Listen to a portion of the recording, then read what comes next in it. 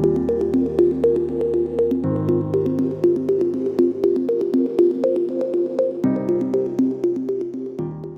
this video, we are going to look at measuring the same face that we measured in the point video, only we will measure this face with 4 different star offsets and we're going to measure it as a plane. So let's have a look at that in ABBYLINK. Again, from the previous exercise, you can see the face we're going to measure is highlighted green.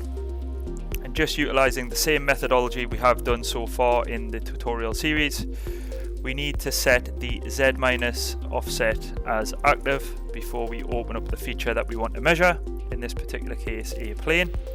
So we'll open that up now, we'll go to CNC and we'll lock the padlocks. That fixes the vector in and out the front of the job. So now that's taken care of, we can look to get our data points. As in the previous exercise, it's very useful to use the clipping plane function now, and we'll offset from the face we want to measure and then just back that off 4, 5, 6 mil, something like that, and we'll square that up. And again, just to avoid any confusion, if you want to, you can select the show face details option here, reselect that plane, and that will highlight it green. If you're not seeing your probe, just switch the probe off and back on again, and then now we have an active probe following the screen. Now we want to get 4 measurements. We need to make sure that the star offsets are in the correct position here, because the planes do not work the same as the circles, cylinders and cones. They don't evenly spread the points out. We are going to have to take them manually. So we have to take the 4 points manually.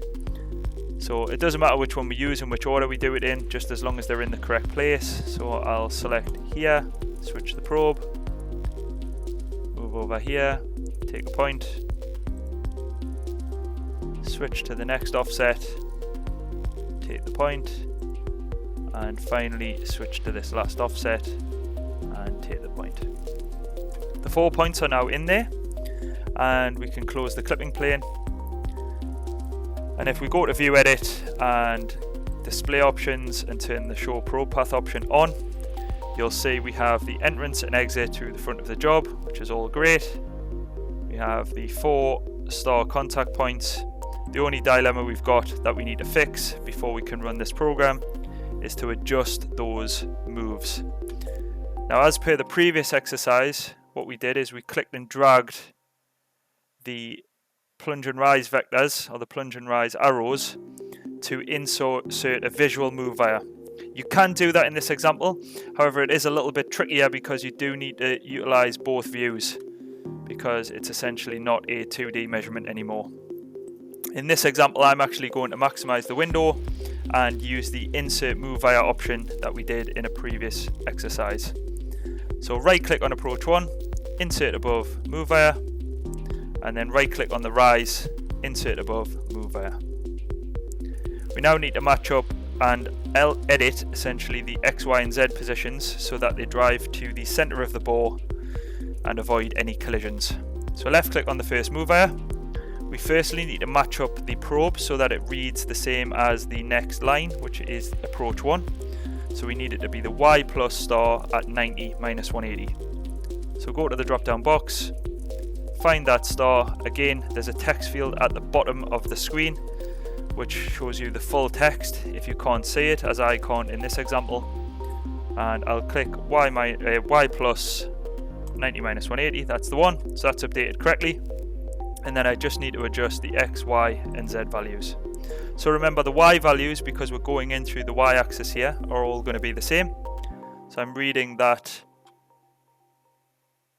Y approach 1, so it's 30.754.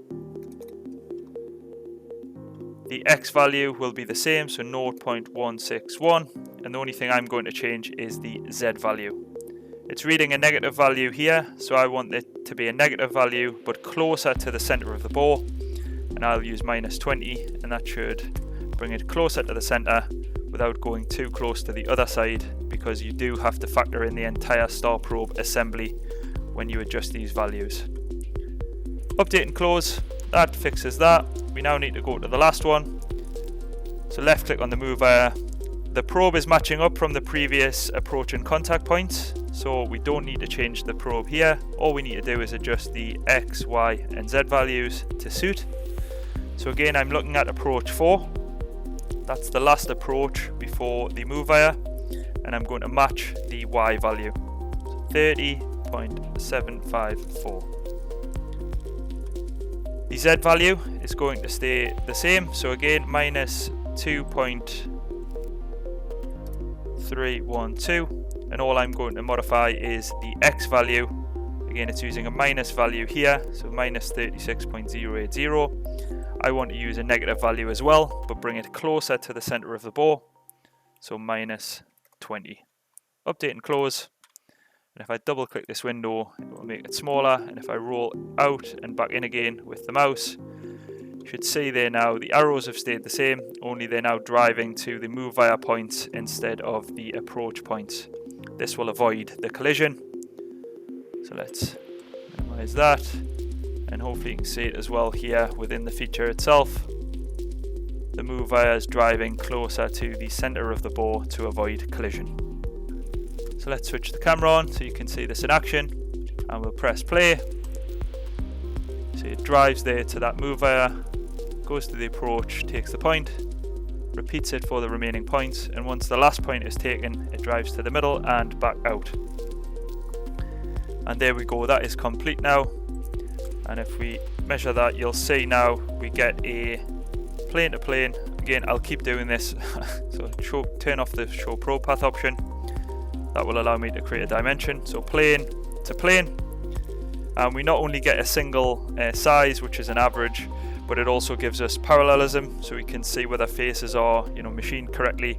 We can also measure the flatness of the face, and we can also measure the squareness to any cylinders that we've got measured, which is more useful than a single point, but it does take more time and it is slightly more complicated in terms of programming. But that is how we measure an internal plane with a star probe.